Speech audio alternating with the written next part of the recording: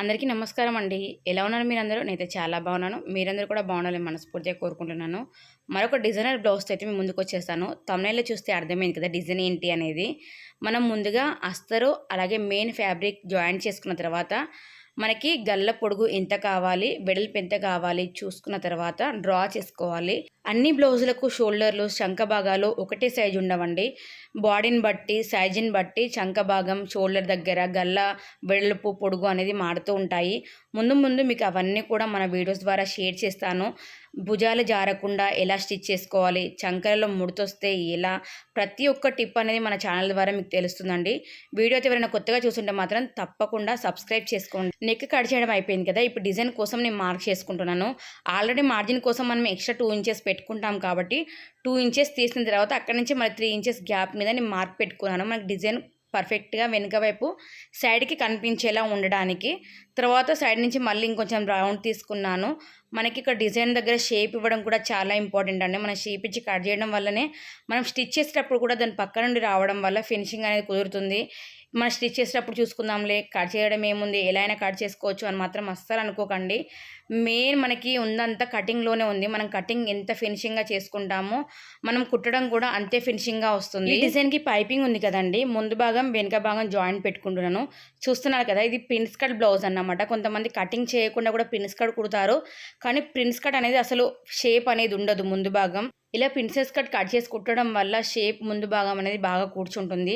మీకు త్వరలోనే princess cutting blouse కూడా రాబోతుందన్నమాట. తప్పకుండా నేను ఇన్నిసార్లు అడుగుతున్నాను, మీరు ఏమనుకోకండి. కానీ చెప్తున్నాను, మీకు టైలరింగ్ మీద ఇంట్రెస్ట్ ఉండి మీ టైలరింగ్ నేర్చుకోవాలి అనుకునే వాళ్ళైతే తప్పకుండా ఛానల్ అయితే సబ్స్క్రైబ్ చేసుకోండి. అలాగే వీడియో నచ్చితే లైక్ అండ్ షేర్ చేయండి. ఇప్పుడైతే పైపింగ్ వేసే టైం వచ్చిందన్నమాట. పైపింగ్ వేయాలి. ఆల్రెడీ పైపింగ్ ఎలా వేయాలి ఏంటి అనేది మన దగ్గర డీటెయిల్గా ఫుల్ వీడియో అని ఉంది. ఒకసారి ఛానల్ చెక్ చేయండి, లేకుంటే పైన ఐ బటన్లోనే ఇస్తాను, ఒకసారి చూడండి. ఇక పైపింగ్ కోసం మనకి ఎంత పైపింగ్ దారం అవసరమో కొలుసుకొని తీసుకోవడం వల్ల కొంచెం మనకి ఏంటంటే పైపింగ్ దారం ఎక్కువ తక్కువ యూజ్ కాదన్నమాట. కొలుసుకొని తీసుకున్న తర్వాత ఈ పైపింగ్ అనేది మనం రెడీ చేసుకోవాలి. ఇంత ముందు కూడా పెట్టాను నేను పైపింగ్ కోసం అయితే సింగిల్ పాదం వాడతానండి. డబుల్ పాదం పెట్టడం వల్ల నాకు అంత ఫినిషింగ్ అనిపించదు, దోరి మీద కుట్టు పట్టట్టు అనిపిస్తుంది, పైపింగ్ కూడా సరిగ్గా కనిపించదని చెప్పి సింగిల్ పాదమే యూజ్ చేస్తాను. అలాగే పైపింగ్కి ఎప్పుడు కూడా మనం క్రాసే కట్ చేసుకోవాలి. మీకు ఇంకా పైపింగ్ ఈజీ వేలో ఎలా వేయాలి అనేది తెలుసుకోవడం మాత్రం తప్పకుండా ఒకసారి ఛానల్ని మాత్రం చెక్ చేయాల్సిందే. ఆల్రెడీ ఒకసారి వేసి చూపించానని చెప్పి పైపింగ్ వేసి అయితే నేను చూపించలేదు. ఇక పైపింగ్ వేసిన తర్వాత కట్స్ పెట్టుకుంటున్నాను. ఇది కూడా ఇంతకుముందు వీడియోలో చెప్పాను, కట్స్ దేనికి పెట్టుకోవాలి ఏంటి అనేది. పైపింగ్ వేయడం, కట్స్ పెట్టడం తర్వాత మనకి లోపల ఫినిషింగ్గా మలిచి కుట్టు పెట్టుకుంటే సరిపోతుంది. అలాగే మీరు ఇంతకుముందు చూపించారు అది గోల్ కలర్ కదా, ఇది డిజైన్ ఉంది కదా అనే డౌట్స్ కూడా రావచ్చు.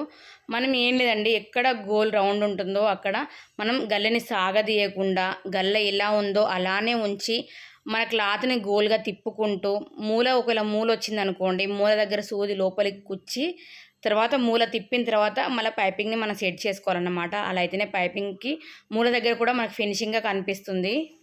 చూడండి, పైపింగ్ వేయడం అయితే మొత్తం అయిపోయింది కదా. ఇప్పుడు ఈ డిజైన్ని మనం ఎలా రెడీ చేసుకోవాలి అనేది చూపిస్తాను. మెయిన్ మన డిజైన్ తయారు చేసేది కూడా ఇక్కడే ఉంటుందండి. క్లాత్ కిందికి మీదికి అవుతూ ఉంటుంది.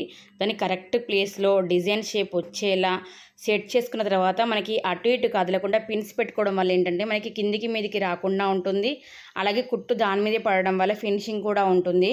ఇక్కడ కుట్టు వేసేటప్పుడు కూడా కిందికి మీదికి అవుతుందని గుంజడం లాంటిది, టైట్గా పట్టుకోవడం లాంటిది అస్సలు చేయొద్దు. డిజైన్ షేప్ ఎలా ఉందో అలాగే ఉంచి మనము ఎలాగైనా బ్లౌజ్కి డిజైన్ సెట్ చేసుకోవాలి తప్పితే ఇక్కడ కిందికి వస్తుంది కదా అని చెప్పి గుంజడాలు, పైకి పోతుంది కదా అని చెప్పి లూజ్గా వదలడాలు అస్సలు చేయకూడదు. ఇలా చేయడం వల్ల ఏంటిదంటే చూడడానికి మనకి బాగానే ఉంటుంది, కానీ బ్లౌజ్ వేసుకున్న వాళ్ళకి మాత్రం అక్కడ టైట్గా ఉండడము, ఏదో గుంజినట్టు అవ్వడము, లేకుంటే లోపల కుచ్చుకుపోవడము ఇలా జరుగుతుందన్నమాట. చూడండి, మొత్తానికి అయితే మనకి డిజైన్ రెడీ అయింది. అయితే నేను డిజైన్ పక్కకి బటన్స్ వచ్చాయన్నమాట, బటన్స్ పెట్టాను. బటన్స్ పెట్టాక లుక్ ఎలా ఉంటుంది ఏంటనే మన షార్ట్ వీడియోలో కూడా నేను తీసి చూపించాను. షార్ట్ వీడియో త్వరలోనే వస్తుంది, తప్పకుండా చూడండి. ఇక హ్యాండ్స్ జాయిన్ చేస్తే బ్లౌజ్ అనేది రెడీ అయిపోతుంది. మీకు ఈ వీడియో ఎలా అనిపించింది ఏంటి అనేది నాకు కింద కామెంట్ చేయండి. ఇలాంటి మరిన్ని వీడియోస్ కోసం అయితే తప్పకుండా మన ఛానల్ని సబ్స్క్రైబ్ చేసుకోండి. వీడియో నచ్చితే మర్చిపోకుండా లైక్ చేయండి. అలాగే మీ ఫ్రెండ్స్ అండ్ ఫ్యామిలీలో ఎవరైనా టైలరింగ్ నేర్చుకోవాలి అనుకున్న వాళ్ళు ఉంటే మాత్రం వాళ్ళకి ఈ వీడియో షేర్ చేయండి. సబ్స్క్రైబ్ చేసుకున్న వెంటనే పక్కన బెల్ ఐకాన్ ఉంది కదా, అది క్లిక్ చేస్తే నేను వీడియో అప్లోడ్ చేసిన వెంటనే నోటిఫికేషన్ మీ వరకు ఈజీగా వచ్చేస్తుంది. Thank you for watching.